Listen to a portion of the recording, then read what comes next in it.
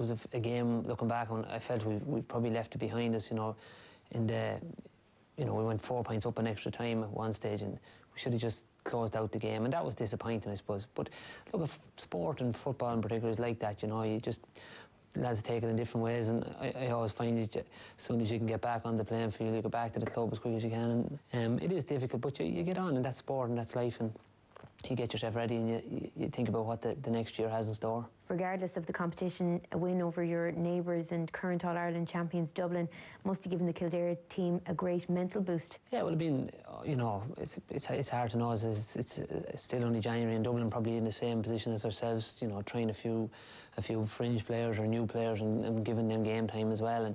But, you know, Dublin coming, All-Ireland champions coming into Newbridge was especially, even to look at the crowd that was there on the day, you know, there was a bit of a buzz, and I suppose All-Ireland champions are always going to do that. Tomás O'Connor reached agus an pute again Lantasig Gunning and Ishahokach Passwig Takir the Nishige agus Painter Army Yasser Fat Facton Sunday. To go out and put in a solid display, even though there was a lot of the game we wouldn't have been overly happy with, but you know, as I said, there was a lot of lads that accounted for themselves very well, and that was pleasing. This is your 4th year leading the Kildare team, Johnny. Does it affect your game at all? I try not to let it add any pressure to my game. I mean, you know, you still have all the things you've worked on throughout the years. You still have to work on and try to be on top of your own game. So in that regard, I don't feel it as a big chore. Obviously, you know, you'd have to spend a little bit more time with players behind the scenes and, you know, maybe dealing with different issues that arise. But in general, I don't feel it a big burden. Your first test of the National League sees you take on Tyrone tomorrow night in Croke Park.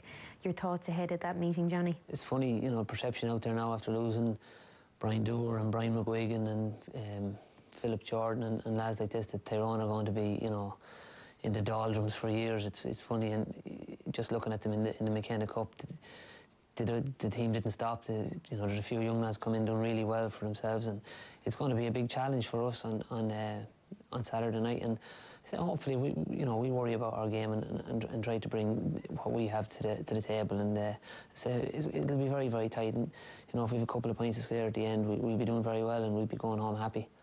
Sorry, Mjorson, Johnny Doyle. Agadi kursi pelle mar vís héna láhrige crunú an tachtse me carnar a hanig gochtran tofa chum lúclas gael gadi kiri chanéistecht le 5 na globana agus imní na globana agus áras na globana fe vanú na túthe agus kursi imirke christeach go háirthe globana féin dú níos gial de kiri a bháine seo.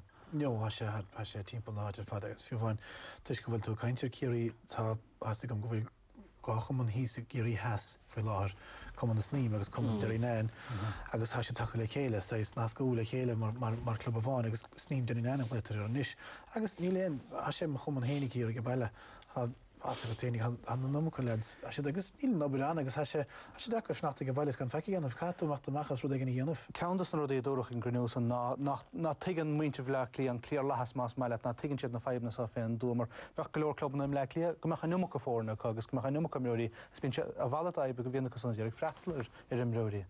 Yeah, tá sé sin fair, you know, ach kind faoi Imirce, you know, tá sé, I suppose, excrised cuidas na clubbanna in éireann ach tá taobh eile de sin, you know, tá cuman luach leisil tá sé anna láidir in Austrráil in éis agus America bhí mise heil nu éireach le déine le cuman bhaile lé agus tá cuman bhaile lé níos láidir ná bhí sé riomh mar ealar sin, you know, amachchan sin, so tá an taobh eile ann ach, you know, tá an ceartar fad go níl sé có duna bhaile lé agus tá sin. Ins na hena tá dúchláin stocha tá déiseach bhí pets beléin mar hapla na cháinteach ag an grinúsa an aspa méid a hadal a dhéanamh agus na húdráiste.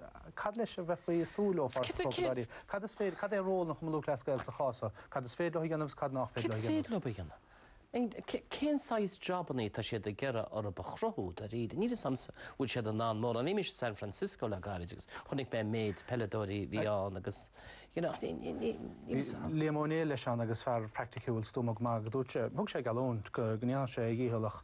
Cad é ról nach chum lúch leiscail sa chása? Cad bhead ríist mar hámpla dúrach leis an grinú stoppa cathbhéige ar infrastruktúr chósaí capital agus caihanis ar an achfainn daanna ar na daoineise. Bhfuil an rósan go cum lúchleasca nach féidir leir chuir sa scéalsan. Tá sé sin dechar go mád a réide. Is dói go gafar sí síos inis agus ascrúdú i gna ar an rud go léireach. Ní me róchínte ról go chuman lúchleascail sin mín támuide cáile, bidú beimiide cáile imimeí ach an rud a dú go leog na lead slumsa Aberhall San Francisco. Dír me rob ar bháil op a hichtúile. Dú tear go bháil op a hichtúile, ifir a hín tá job seastacob, ifir a dó tá éráid go má agus na scéalta hagan sa éing cén fágad a chumann bháile. So tá se an dechar a bheith chuil milliún ar ghuiine a bheith i gimimecht nar atá siad a ggéir iad héine ausú san síl. Tá tá linne agus aber léide Lady David is múntear scoile. Ach cet fhína siúnéirí agus tíine eile mar sin. Caiisiad obair éigin. Caiisiad rud a cin ní féidir mar ar na úr. Go bhfuil tá na gá míide an teachtain se mar sin nach má